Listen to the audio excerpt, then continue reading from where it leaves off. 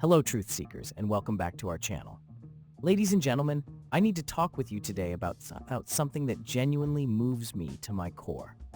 The absolute definition of duty, resilience, and true royal spirit we're witnessing from King Charles right now. While some ex-royals are busy peddling jam and whining on podcasts from their Montecito mansion, our 76-year-old monarch is battling cancer and still showing up for his country day after day after day.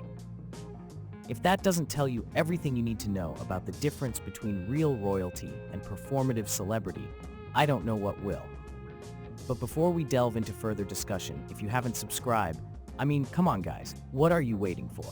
Hit like, subscribe, and ring that notification bell ASAP. So now, the loss of Queen Elizabeth II in 2022 marked the end of an era that spanned generations. Many of us wondered how the transition would unfold. Would Charles, who waited longer than any heir in history to assume the throne, be able to fill those enormous shoes? And then, just as he was settling into his role, just as he was beginning to put his own stamp on the monarchy, he was hit with a cancer diagnosis that would send most people into immediate retirement. But not our king, not Charles III. Queen Camilla herself has confirmed what those of us who've watched him closely already knew. There is absolutely no chance of him slowing down, let alone abdicating. Her exact words when asked if he might reduce his workload? Dream on. That's the kind of backbone, the kind of determination that has defined the British monarchy for centuries. He loves his work and it keeps him going, Camilla explained. If you've been ill and you are recovering, you're getting better. And now he wants to do more and more and more. That's the problem. Can you imagine having to hold your husband back from working too hard while he's undergoing cancer treatment? That's the situation Camilla finds herself in, and it speaks volumes about Charles's character and sense of duty. Now contrast this, and I hate to bring them up, but the comparison is just too stark to ignore, with Harry and Meghan's approach to royal duty. They couldn't handle the workload for a mere 18 months before deciding it was all too much, too restrictive, too demanding. While battling cancer at 76, King Charles continues to make public appearances, fulfill ceremonial duties, and press forward with the business of being monarch. Let that sink in for a moment. A senior palace official revealed that, "We've all tried to get the king to slow down, but Charles enjoys engaging with as many people as possible and has a voracious appetite for reading, and because he reads a lot, he learns a lot." This is a man who sees his position not as a privilege to be exploited for Netflix deals and book advances, but as an opportunity to make genuine difference in people's lives. And let's talk about Queen Camilla for a moment. What an extraordinary partner she has proven to be.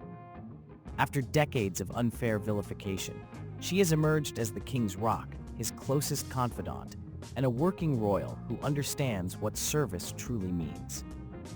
Their 20th wedding anniversary portraits showed a couple still clearly in love, still supporting each other through life's most challenging moments. As one royal insider put it, they are as solid a double act as you will find.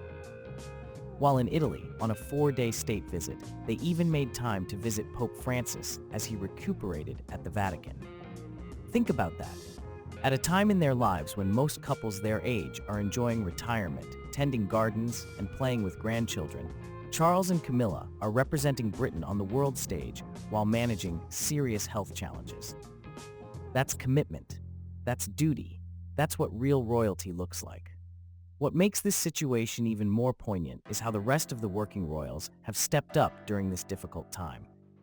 Catherine has her own health battles, yet when able, she continues her work with the same grace and dedication we've come to expect.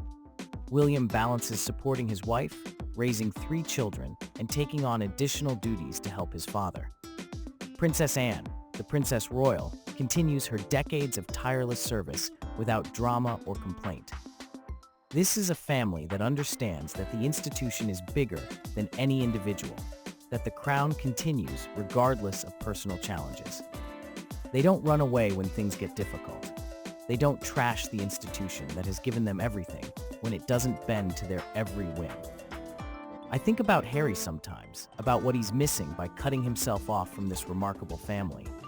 Instead of standing shoulder to shoulder with his father during Charles's health crisis, offering support and taking on some of the burden, he's, what exactly?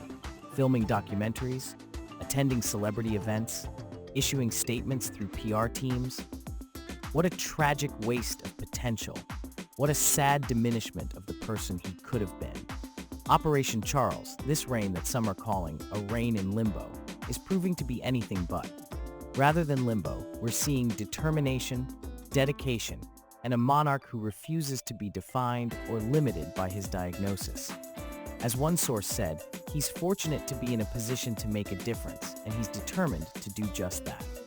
In an age where commitment seems increasingly optional and duty an outdated concept, King Charles III stands as a powerful reminder of what real leadership looks like.